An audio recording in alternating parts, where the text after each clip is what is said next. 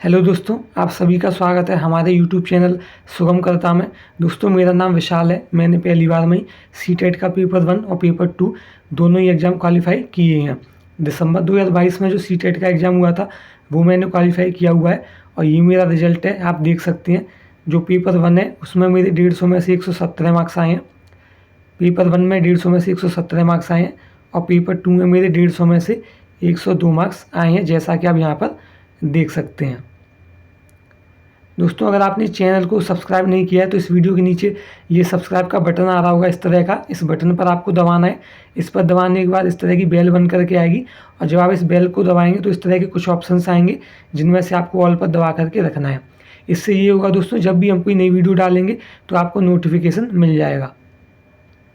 दोस्तों, अगर मैं आपको अपने बारे में बताऊं तो मैंने एयरफोर्स का एयरमैन एग्ज़ाम क्वालिफाई किया हुआ है, रेलवे का लेवल 1 एग्ज़ाम क्वालिफाई किया है जिसे हम ग्रुप डी एग्ज़ाम भी कह देते हैं, और UPSSC का PET एग्ज़ाम क्वालिफाई किया है।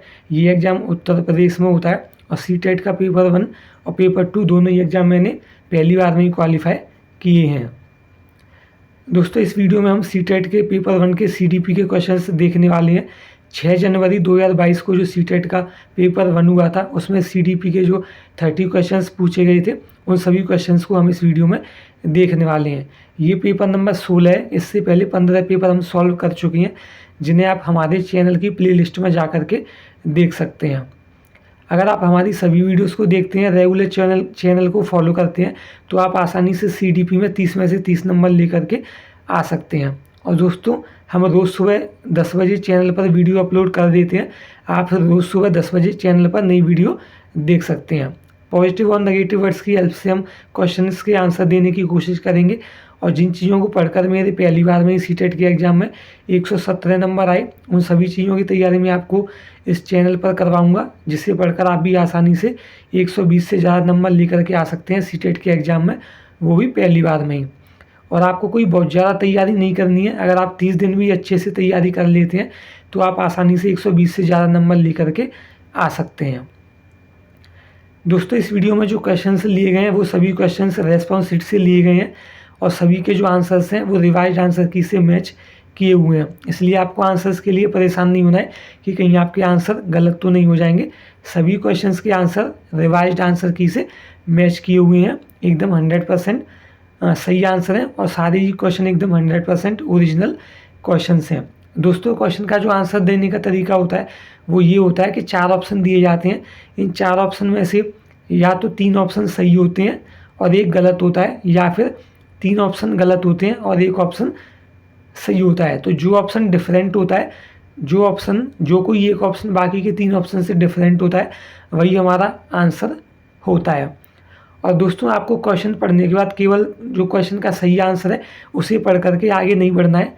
जो CDP है वो ऐसा सब्जेक्ट है जो कि अंडरस्टैंडिंग पर बेस होता है। आपकी अंडरस्टैंडिंग जितनी ज़्यादा अच्छी होगी उतना ही अच्छा स्कोर आप CDP में कर सकते हैं। तो आपकी अंडरस्टैंडिंग तभी अच्छी होगी जब आप क्वेश्चन के साथ साथ सभी ऑप्शंस को भी अच्छे से पढ़ेंगे। तभी आपको पता चल पाएगा कि किस तरह के ऑप्शन सही आंसर होते हैं और किस तरह के ऑप्शन गलत होते हैं। तो चलिए दोस्तों, इस वीडियो को शुरू करते हैं। पहला क्वेश्चन है, बच्चों के विकास का क्रम पैरों से सिर की ओर चलता है, गलत है। अमूर्त से मूर्त की तरफ चलता है, ये भी गलत है। हाथ पैर से केंद्र की ओर चलता है, ये भी गलत है। ऑप्शन नंबर 4, सामान्य से विशिष्ट की ओर होता है। तो ऑप्शन नंबर 4 हमारा सही आंसर हो जाएगा। बच्चों का जो विकास होता है, बालक का जो विकास होता है, उसका क्रम सामान्य से विशिष्ट की ओर चलता है। नेक्स्ट क्वेश्चन देखेंगे, किस तरह के पाठ्यक्रम को लागू करके विद्यार्थियों की विफलता को कम किया जा सकता है। तो किस तरह के पाठ्यक्रम को लागू करके हम बच्चों के जो फेल होने का परसेंट है उसे कम कर सकते हैं। तो देखिए, ऑप्शन नंबर 1, जो अत्यधिक चुनौतीपूर्ण और जटिल हो। क्या हम चुनौतीपूर्ण और जटिल पाठ्यक्रम को लागू करके विफलता को कम कर सकते हैं? नहीं कर सकते। अगर हम विफलता को कम करना चाहते हैं तो हमें चीज़ों को सरल बनाना होगा। ठीक है, जो भी सिलेबस है, जो भी चीज़ें हम बच्चे को पढ़ा रहे हैं, उन्हें हमको जटिल के स्थान पर सरल बनाना पड़ेगा। ऑप्शन नंबर 2, जो अमूर्त से सरल की ओर बढ़ता हो, तो ये भी गलत है। ठीक है, अमूर्त से सरल की ओर बढ़ता हो, ये गलत है। अगर यहाँ पर सरल से अमूर्त की ओर होता तो वह सही हो जाता। ऑप्शन नंबर 3, जो उनके दैनिक जीवन के लिए अप्रासंगिक हो। तो अप्रासंगिक नेगेटिव वर्ड है, ये भी नहीं होगा। ठीक है भाई, जो चीज़ बच्चों के जीवन के लिए अप्रासंगिक है, उनके लिए किसी भी मतलब की नहीं है, तो वह ऑप्शन क्या होगा हमारा, गलत हो जाएगा। ऑप्शन नंबर 4, जो उनके सामाजिक संदर्भ से जुड़ा हो। तो ऑप्शन नंबर 4 हमारा सही आंसर हो जाएगा। अगर हम बच्चे को ऐसी चीज़ें पढ़ाएं जो उनके सामाजिक संदर्भ से जुड़ी हुई हों, तो इससे विफलता को कम किया जा सकता है। नेक्स्ट क्वेश्चन देखेंगे, बैठने की व्यवस्था में लचीलापन अधिगमकर्ताओं का समूह में कार्य करना किस कक्षा कक्ष की विशेषताएं हैं। तो बैठने की व्यवस्था में लचीलापन और अधिगमकर्ताओं का समूह में कार्य करना किस कक्षा कक्ष की विशेषताएं। तो देखिए, व्यवहारवादी कक्षा कक्ष गलत है, व्यवहारवादी एक नेगेटिव वर्ड, इसलिए ये वाला सेंटेंस गलत हो जाता है। ऑप्शन नंबर 2, सामाजिक संरचनावादी कक्षा कक्ष। तो ये वाला ऑप्शन हमारा सही है। सामाजिक संरचनावादी जो शब्द है पॉजिटिव वर्ड होता है, इसलिए ये ऑप्शन भी हमारा पॉजिटिव है, सही है। ऑप्शन नंबर 3, शिक्षक केंद्रीय कक्षा कक्ष। तो ये भी गलत है, क्योंकि इसमें दे रखा है शिक्षक केंद्रीय, तो शिक्षक केंद्रीय एक नेगेटिव वर्ड है। ऑप्शन नंबर 4, पाठ्य पुस्तक केंद्रीय। तो पाठ्य पुस्तक केंद्रीय भी नेगेटिव वर्ड है, तो ये भी हमारा आंसर नहीं होगा। तो ऑप्शन नंबर 2 ही डिफरेंट है बाकी के तीनों से, तो ऑप्शन नंबर 2 हमारा सही आंसर हो जाएगा। नेक्स्ट क्वेश्चन देखेंगे, डिसलेक्सिया मुख्य रूप से किस कठिनाई से जुड़ा हुआ है। तो जो डिसलेक्सिया है वह पढ़ने से संबंधित कठिनाई से जुड़ा हुआ है। ऑप्शन नंबर 2 हमारा सही आंसर हो जाएगा। अगर किसी बालक को पढ़ने में कठिनाई होती है तो उसे हम इंग्लिश में डिसलेक्सिया कहते हैं। नेक्स्ट क्वेश्चन देखेंगे, राष्ट्रीय शिक्षा नीति 2020 के अनुसार मूल्यांकन का उद्देश्य क्या है। रटने की क्षमता का परीक्षण। तो ये ऑप्शन हमारा गलत हो गया, क्योंकि रटना नेगेटिव वर्ड है। बच्चों को सीखने की प्रक्रिया में मदद करना। तो ऑप्शन नंबर 2 हमारा सही आंसर हो जाएगा। बच्चों को सीखने की प्रक्रिया में हमें मदद करना चाहिए, और यही मूल्यांकन का उद्देश्य होता है। ऑप्शन नंबर 3, पूरे देश में बच्चों की तुलना करने के मापदंड बताना। तो ये भी गलत है। इस वाले ऑप्शन में तुलना करने के लिए बोला जा रहा है, और तुलना करना एक नेगेटिव वर्ड है, इसलिए ये ऑप्शन भी हमारा नेगेटिव है। ऑप्शन नंबर 4, पुनरुत्पादन व याद रखने की क्षमता को मापना। तो पुनरुत्पादन नेगेटिव वर्ड है, याद रखना नेगेटिव वर्ड है, इसलिए ये ऑप्शन भी हमारा नेगेटिव हो जाएगा, गलत हो जाएगा। ऑप्शन नंबर 2 सभी से डिफरेंट है, तो ऑप्शन नंबर 2 हमारा सही आंसर होगा। नेक्स्ट क्वेश्चन देखते हैं, लॉरेंस कोलबर्ग द्वारा प्रतिपादित नैतिक विकास के किस स्तर पर व्यक्ति यह तर्क करते हैं कि मानवाधिकार व न्याय सबसे जरूरी है, भले ही वह सामाजिक कानून के खिलाफ हो। तो इसका उत्तर हो जाएगा ऑप्शन नंबर 2, सार्वभौमिक नैतिक सिद्धांत अभिविन्यास। अगर बच्चे यह तर्क करते हैं कि मानवाधिकार व न्याय सबसे जरूरी है, भले ही वह सामाजिक कानून के खिलाफ हो, तो इसका आंसर हो जाएगा ऑप्शन नंबर 2, सार्वभौमिक नैतिक सिद्धांत का अभिविन्यास। नेक्स्ट क्वेश्चन देखेंगे, बैठने की व्यवस्था में लचीलापन अधिगमकर्ताओं का समूह में कार्य करना किस कक्षा कक्ष की विशेषताएं हैं। तो ऑप्शन नंबर 1, व्यवहारवादी। तो व्यवहारवादी नेगेटिव वर्ड हो गया। शिक्षक केंद्रीय कक्षा कक्ष, यानी कि शिक्षक केंद्रित करता है उसको, तो ये भी गलत है। ठीक है, कक्षा को शिक्षक के द्वारा केंद्रित नहीं करना चाहिए। सामाजिक संरचनावादी कक्षा कक्ष। तो सामाजिक संरचनावादी एक पॉजिटिव वर्ड है, और यही हमारा आंसर हो जाएगा। चौथा ऑप्शन देख लीजिए, पाठ्य पुस्तक केंद्रित कक्षा कक्ष। तो पाठ्य पुस्तक केंद्रित ये भी एक नेगेटिव वर्ड है, तो ये ऑप्शन भी हमारा गलत हो जाएगा। ऑप्शन नंबर 3 सबसे डिफरेंट है, तो यही हमारा आंसर हो जाएगा। नेक्स्ट क्वेश्चन देखेंगे, कथन ए, बच्चे अपने समाज के बारे में जानकारी, कौशल, मूल्य, रीतियाँ केवल अभिभावकों से ही सीखते हैं। तो ऑप्शन नंबर 1 हो गया हमारा गलत। बच्चे जानकारी, कौशल, मूल्य और रीतियाँ अभिभावकों के अलावा समाज के अन्य लोगों से भी सीखते हैं, विद्यालय से भी सीखते हैं। ठीक है, तर्क आर, बच्चों का सामाजिकरण एक सरल व रैखिक प्रक्रिया है। तो ये ऑप्शन भी हमारा गलत है। बच्चे का जो सामाजिकरण होता है वह एक जटिल प्रक्रिया होती है और वर्तुल प्रक्रिया होती है, रैखिक प्रक्रिया नहीं होती। तो ए और आर दोनों गलत हैं। ऑप्शन नंबर 1 हमारा सही आंसर हो जाएगा। नेक्स्ट क्वेश्चन देखेंगे, समावेशन का क्या अर्थ है। तो अनुचित प्रयास और अलगाव पैदा करने वाली बाधाओं को अनदेखा करना, तो ये गलत हो गया हमारा। कोई भी ऐसी चीज़ जो बच्चे में अनुचित प्रयास या फिर अलगाव पैदा कर रही है तो हमें उनको अनदेखा नहीं करना है। ऑप्शन नंबर 2, भेदभाव को बढ़ावा देना, गलत बात है। और मतभेदों के प्रति असहिष्णुता रखना, ठीक है, तो ये भी गलत है। तो ऑप्शन नंबर 2 भी हमारा गलत हो गया। ऑप्शन नंबर 3, सभी विद्यार्थियों का उनकी सामाजिक पहचान से निरपेक्ष होकर अपनाना, तो ऑप्शन नंबर 3 हमारा सही आंसर हो जाएगा। सभी विद्यार्थियों को हमें निरपेक्ष होकर के बिना किसी भेदभाव के अपनाना है। ऑप्शन नंबर 4, भागीदारी और जुड़ाव के असमान अवसर, तो ये भी गलत है। हमें बच्चों को असमान अवसर नहीं देने बल्कि समान अवसर देने हैं। असमान एक नेगेटिव वर्ड है। तो ऑप्शन नंबर 3 सबसे डिफरेंट है, यही हमारा आंसर होगा। नेक्स्ट क्वेश्चन देखते हैं। विशिष्ट जानकारी के स्मरण पर आधारित प्रश्नों का उत्तर देने के बाद एक विद्यार्थी इस बात पर विचार कर रहा है कि इस कार्य में किन संकेतों ने उसकी मदद की। ऐसा करने से विद्यार्थी डैश का विकास कर रहा है, तो ऐसा करने से विद्यार्थी अधिसंज्ञान का विकास कर रहा है। जब भी बच्चा अपने स्वयं के बारे में सोचे, अपने स्वयं के बारे में सोच विचार करे, तो इसे हम अधिसंज्ञान कहते हैं। ठीक है, क्या कहते हैं? अधिसंज्ञान कहते हैं। तो यही बात क्वेश्चन में बोली गई थी कि जो बच्चा है वह विचार कर रहा है इस कार्य में किन संकेतों ने उसकी मदद की, यानी कि किन चीज़ों ने उसकी स्वयं की मदद की, तो अधिसंज्ञान हमारा आंसर हो जाएगा। नेक्स्ट क्वेश्चन देखते हैं। निम्नलिखित में से पहाड़ का सही उदाहरण क्या है? तो देखिए, उद्दीपन प्रतिक्रिया के अनुकूलन को सक्रिय करना, तो ये हो जाए हमारा गलत। उद्दीपन और प्रतिक्रिया एक नेगेटिव वर्ड है, इसलिए ये वाला वाक्य हो गया गलत। भौतिक पुरस्कार देना, तो बालकों को भौतिक पुरस्कार देना, इनाम देना भी गलत बात है, तो ये ऑप्शन भी गलत हो गया। संकेत व इशारे देना, तो ऑप्शन नंबर 3 हमारा सही आंसर हो जाएगा। पहाड़ का सही उदाहरण होता है संकेत एवं इशारे देना। पहाड़ का मतलब होता है शिक्षक के द्वारा बालकों को सहायता प्रदान करना। तो जब शिक्षक के द्वारा बालकों को संकेतों और इशारों से सहायता प्रदान की जाती है तो इसे हम पहाड़ प्रदान करना कहते हैं। पहाड़ का अर्थ होता है संकेत व इशारे प्रदान करना। ऑप्शन नंबर 4, सवालों के जवाब बताना, तो ये गलत है। हमें बच्चों को सवालों के सीधे सीधे सही जवाब नहीं बताने, बल्कि हमें इशारों और संकेतों से बालक की मदद करनी है।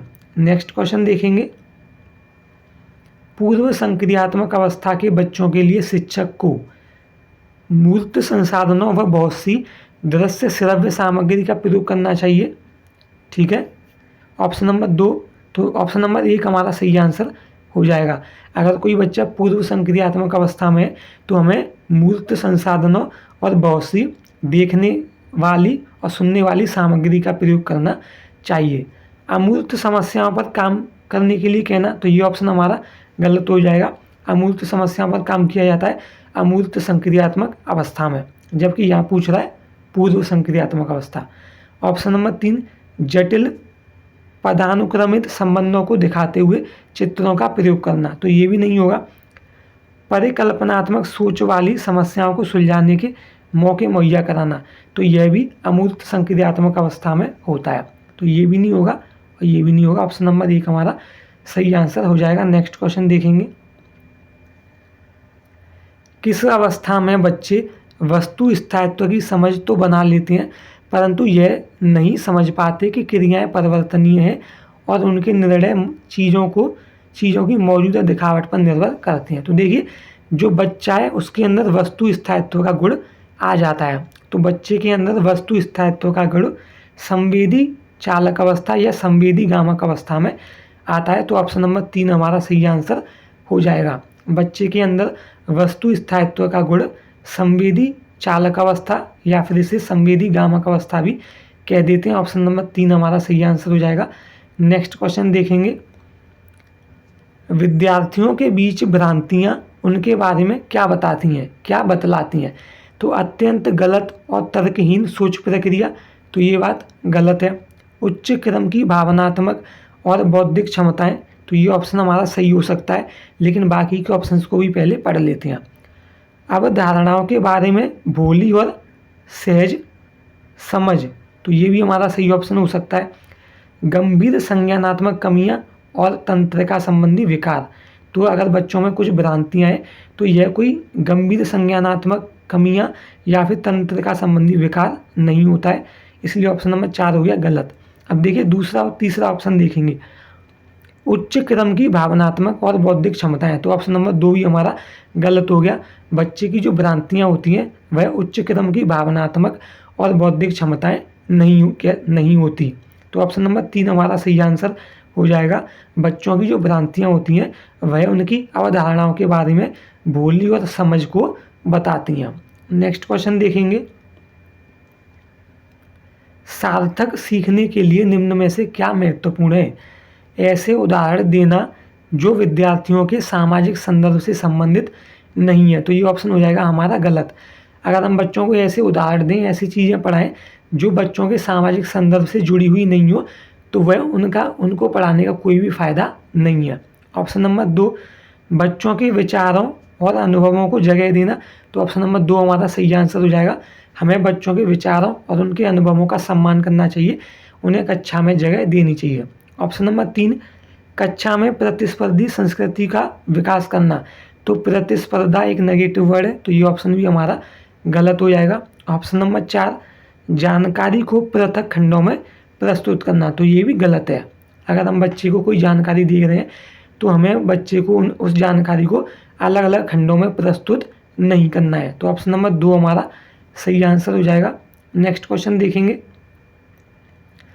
दोस्तों आगे बढ़ने से पहले अगर आपने चैनल को सब्सक्राइब नहीं किया है तो इस वीडियो के नीचे इस तरह का एक सब्सक्राइब का बटन आ रहा होगा, इस पर आपको दबाना है।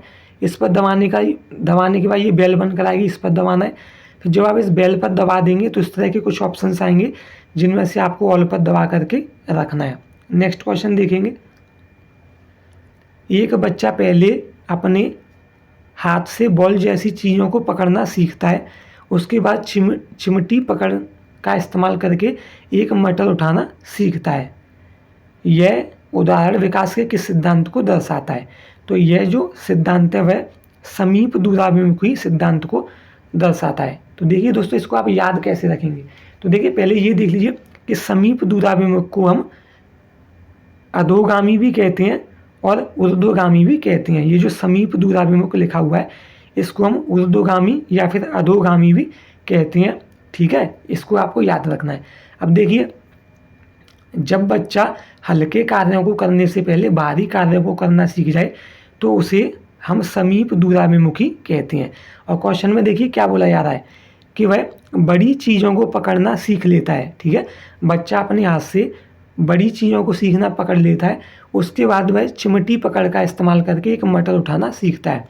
मतलब कि वह हल्के कार्य को करने से पहले भारी कार्य करना सीख लेता है, इसलिए यह समीप दूराभिमुख कहलाएगा। ऑप्शन नंबर 4 हमारा सही आंसर हो जाएगा।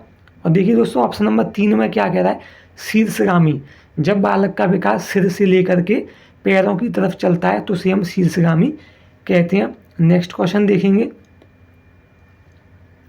एक प्रगतिशील कक्षा में अधिगम केवल औपचारिक अनुदेश द्वारा ही हो सकता है। तो ये ऑप्शन गलत है क्योंकि इसमें दे रखा है ही एक नेगेटिव वर्ड है, केवल एक नेगेटिव वर्ड है, अनुदेश एक नेगेटिव वर्ड है, इसलिए ये पूरा वाक्य गलत हो जाता है। ऑप्शन नंबर 2 एक सरल प्रक्रिया है, अधिगम एक सरल प्रक्रिया है, गलत है।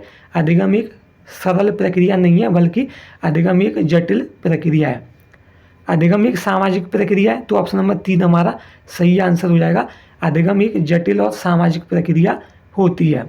परीक्षाओं पर प्रतिबंधात्मक है, तो ये भी गलत है। ठीक है, तो ऑप्शन नंबर 3 हमारा सही आंसर होगा। नेक्स्ट क्वेश्चन देखेंगे। राष्ट्रीय शिक्षा नीति 2020 पूरे देश के लिए प्राथमिक स्तर पर किस भाषा को निर्देश के माध्यम से प्रस्तावित करती है? तो जो राष्ट्रीय शिक्षा नीति 2020 है वह कहती है कि हमें बच्चों को उसकी मातृभाषा या घर की भाषा में ही पढ़ाना चाहिए। तो ऑप्शन नंबर 1 हमारा सही आंसर हो जाएगा। नेक्स्ट क्वेश्चन देखेंगे। लेव वाइगोस्की का मानना था कि ज्ञान का सह निर्माण उस क्षेत्र में होता है जो बच्चे के स्वतंत्र रूप से कार्य करने व दूसरों की मदद करने में है। तो ऑप्शन नंबर 1 हमारा सही आंसर हो जाएगा। देखिए इसमें कह रहा है कि बच्चे के स्वतंत्र रूप से कार्य करने, तो ये एक पॉजिटिव वर्ड है। दूसरों की मदद से करनी, तो ये भी एक पॉजिटिव वर्ड है, ठीक है। तो इसलिए ये पहला वाला अब जो ऑप्शन है वह हमारा सही ऑप्शन होगा। ऑप्शन नंबर 2, सीखना केवल ज्ञान का अवशोषण है, तो इसमें आ गया केवल, तो यह नेगेटिव वर्ड है, गलत हो गया ये वाक्य। ऑप्शन नंबर 3, ज्ञान को शिक्षकों द्वारा विद्यार्थियों को निष्क्रिय तरीके से पोषित किया जा सकता है, तो ये भी गलत है। क्यों? क्योंकि इसमें नेगेटिव वर्ड आ गया निष्क्रिय। निष्क्रिय एक नेगेटिव वर्ड है, इसलिए ये भी हमारा आंसर नहीं होगा, तो ये स्टेटमेंट भी गलत है। ऑप्शन नंबर 4, सीखना इनाम के प्रति एक नियंत्रित प्रतिक्रिया है, तो इसमें आ गया इनाम। इनाम एक नेगेटिव वर्ड है, इसलिए ये ऑप्शन भी हमारा हो गया गलत। तो ऑप्शन नंबर 1 हमारा सही आंसर हो जाएगा। नेक्स्ट क्वेश्चन देखेंगे, प्रतिभावान विद्यार्थी जानकारी को जल्दी और सही तरीके से अवशोषित करते हैं, तो ऑप्शन नंबर 1 सही वाक्य है। ऑप्शन नंबर 2, प्रतिभावान विद्यार्थी में मूल बातों की सहज समझ का अभाव होता है, तो ये बात गलत है, उनमें समझ का अभाव नहीं होता। ऑप्शन नंबर 3, सरल और आसान कार्यों को चुनने की प्रवृत्ति रखते हैं, तो ये भी गलत है। प्रतिभाशाली विद्यार्थी सरल और आसान कार्यों को चुनने की प्रवृत्ति नहीं रखते, बल्कि चुनौतीपूर्ण कार्यों को चुनने की प्रवृत्ति रखते हैं। ऑप्शन नंबर 4, अपने आयु स्तर से नीचे के प्रश्नों को हल करने में असमर्थ होती हैं, तो ये भी गलत है। प्रतिभाशाली विद्यार्थी अपने आयु स्तर से नीचे के सवालों को हल करने में समर्थ होती हैं, लेकिन ऑप्शन में बोला गया कि असमर्थ होती हैं, इसलिए ये गलत है। ऑप्शन नंबर 1 हमारा सही आंसर होगा। नेक्स्ट क्वेश्चन देखेंगे, लक्ष्य प्राप्त करने के चरण दर चरण निर्देश को डैश कहते हैं, तो इसको कलन विधि कहते हैं। ऑप्शन नंबर 1 हमारा सही आंसर हो जाएगा। लक्ष्य प्राप्त करने के लिए चरण दर चरण निर्देश को कलन विधि कहते हैं। स्मृति सहायक विधि, इसमें चीज़ों को याद रखने पर ध्यान दिया जाता है, ठीक है। स्वतः शोध प्रणाली, इसमें बच्चा अपने आप से ही रिसर्च करता है, खोजबीन करता है। नेक्स्ट क्वेश्चन देखेंगे,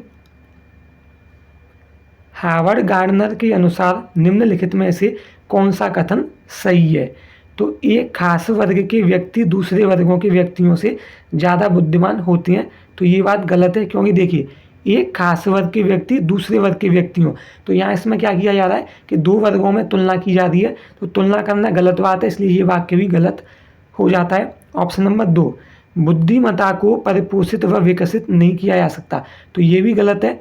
अगर हम अभ्यास करें तो बुद्धिमत्ता को परिपोषित किया जा सकता है, बुद्धि में सुधार किया जा सकता है।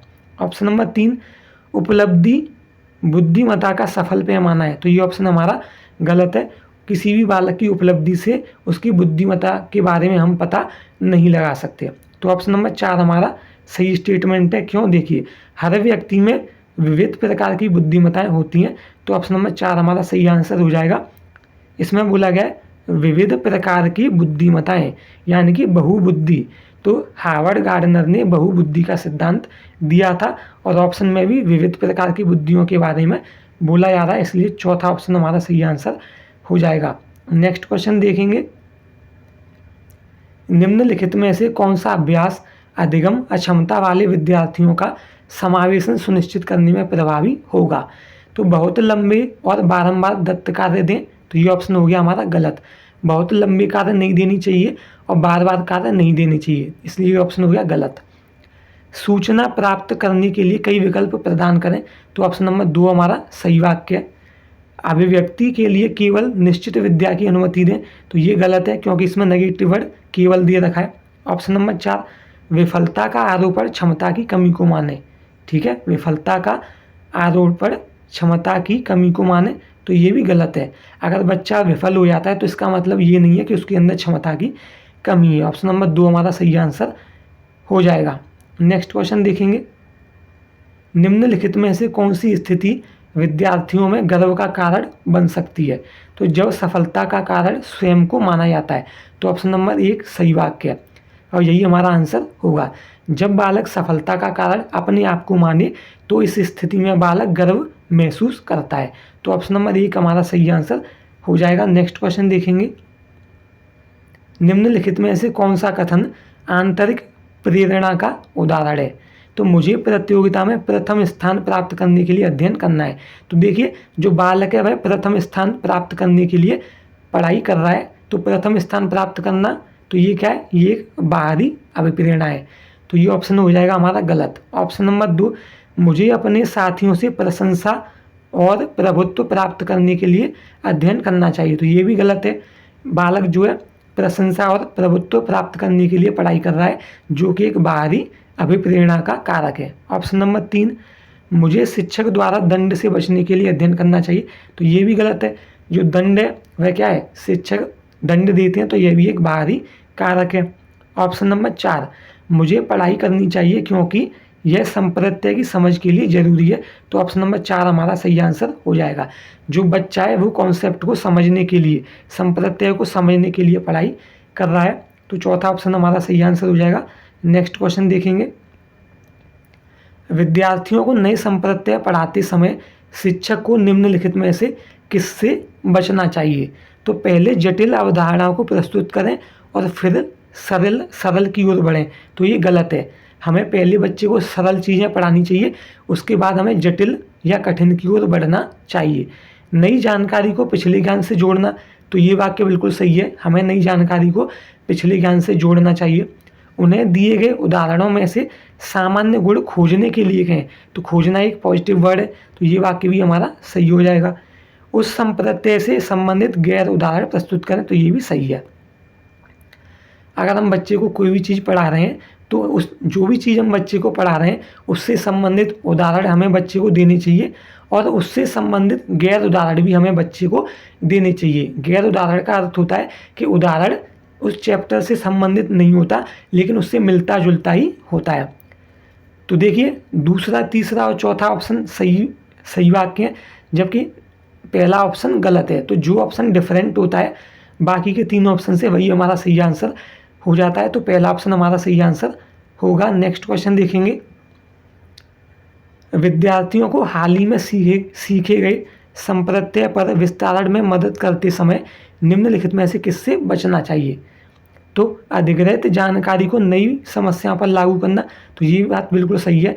अगर हमने कोई भी जानकारी अधिग्रहित की है, कोई भी जानकारी हमने सीखी है, तो हमें आने वाली नई समस्याओं पर उनका लाभ लेना चाहिए, उन पर लागू करना चाहिए। ऑप्शन नंबर 2, बोर्ड पर लिखना और विद्यार्थियों से इसे बिना समझे नकल करने के लिए कहना, तो ये वाक्य हो गया हमारा गलत। हमने बोर्ड पर कोई भी चीज़ लिख दी और बच्चों से बोल दिया कि इसको समझिए मत, बिना समझे इसको अपनी कॉपी में नकल करके लिख लीजिए, तो ये बात कैसी है, ये गलत बात है।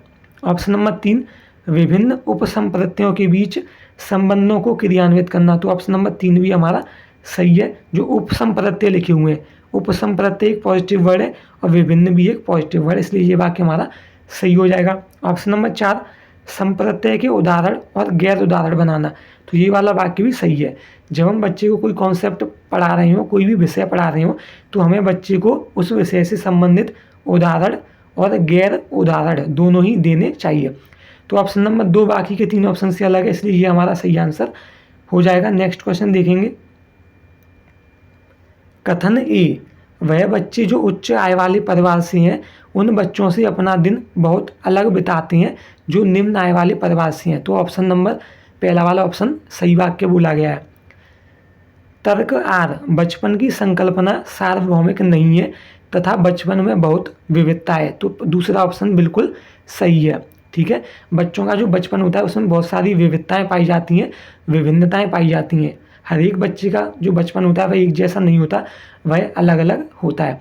तो ए और आर दोनों सही हैं, तो देखिए ए और आर दोनों सही हैं, तो लेकिन इसमें नहीं, तो ये गलत है। ए और आर दोनों सही हैं और आर ए की सही व्याख्या करता है, तो ऑप्शन नंबर 3 हमारा सही आंसर हो जाएगा। नेक्स्ट क्वेश्चन देखेंगे, एक शिक्षक को अपने विद्यार्थियों को किसी प्रश्न का उत्तर देने के लिए सहज अनुमान लगाने के लिए डैश करना चाहिए, तो हमें सहज अनुमान लगाने के लिए बालक को प्रोत्साहित करना चाहिए। ऑप्शन नंबर 2 हमारा सही आंसर हो जाएगा। शिक्षक को विद्यार्थी को किसी भी प्रश्न का उत्तर का पता लगाने के लिए प्रोत्साहित करना चाहिए। दंडित करना चाहिए, दंडित करना नेगेटिव वर्ड है। अवरुद्ध, रोकना चाहिए, गलत। अनदेखा करना चाहिए, गलत। ऑप्शन नंबर 2 सही आंसर होगा। नेक्स्ट क्वेश्चन देखेंगे, विविध सांस्कृतिक पृष्ठभूमि के विद्यार्थियों को सफलतापूर्वक सम्मिलित करने के लिए शिक्षक को निम्नलिखित में से किससे बचना चाहिए। किससे बचने का मतलब है कि क्या नहीं करना चाहिए। तो देखिए ऑप्शन नंबर 1, शिक्षण की सामग्री में विविधता शामिल करें। तो विविधता एक पॉजिटिव वर्ड है, तो ये वाक्य हो जाएगा हमारा सही। प्रभुत्वशाली समूहों के अनुभव को प्राथमिकता दें, यानी कि ऐसे समूह जो कि प्रभावशाली हैं, यानी कि कोई एक खास समूह के लोग हैं, खास वर्ग के लोग हैं, क्या हमें उनको प्राथमिकता देनी चाहिए? गलत। हमें सभी बच्चों को प्राथमिकता देनी चाहिए, ना कि किसी खास वर्ग के बच्चों को। ऑप्शन नंबर 3, हर विद्यार्थी को पहचानें और उसका सम्मान करें। तो सम्मान करना पॉजिटिव वर्ड है, विद्यार्थियों की विशेषताएं पहचानना या विद्यार्थियों को पहचानना पॉजिटिव वर्ड है, इसलिए ये ऑप्शन हमारा हो जाएगा सही। कक्षा में सांस्कृतिक संवेदनशीलता का अभ्यास करें। तो ये वाक्य भी बिल्कुल सही है, सांस्कृतिक संवेदनशीलता पॉजिटिव वर्ड है, तो ऑप्शन नंबर 4 भी सही है। तो देखिए जो दूसरा वाला ऑप्शन है वो बाकी के 3 से डिफरेंट है, इसलिए यही हमारा आंसर हो जाएगा। आगे बढ़ते हैं दोस्तों, अगर आपने चैनल को सब्सक्राइब नहीं किया है तो इस वीडियो के नीचे इस तरह का एक सब्सक्राइब का बटन आ रहा होगा, इस पर आपको दबाना है, और जब इस पर आप दबाएंगे तो इस तरह की बेल बन करके आएगी, और जब आप इस बेल पर दबाएंगे तो इस तरह के कुछ ऑप्शंस बन करके आएंगे, जिनमें से आपको ऑल पर दबा करके रखना है। इससे दोस्तों जब भी हम कोई नई वीडियो डालेंगे तो आपको नोटिफिकेशन मिल जाएगा। और दोस्तों ये वीडियो अगर आपको अच्छी लगी हो, पसंद आई हो, तो इस वीडियो को लाइक कर दीजिए और कमेंट करके बताइए वीडियो कैसी लगी, और इस वीडियो को अपने दोस्तों के साथ शेयर कर दीजिए। इस वीडियो को देखने के लिए दोस्तों आपका बहुत बहुत धन्यवाद। चैनल के साथ जुड़े रहिए, चैनल को सब्सक्राइब कर लीजिए, और मिलते हैं अगली वीडियो में।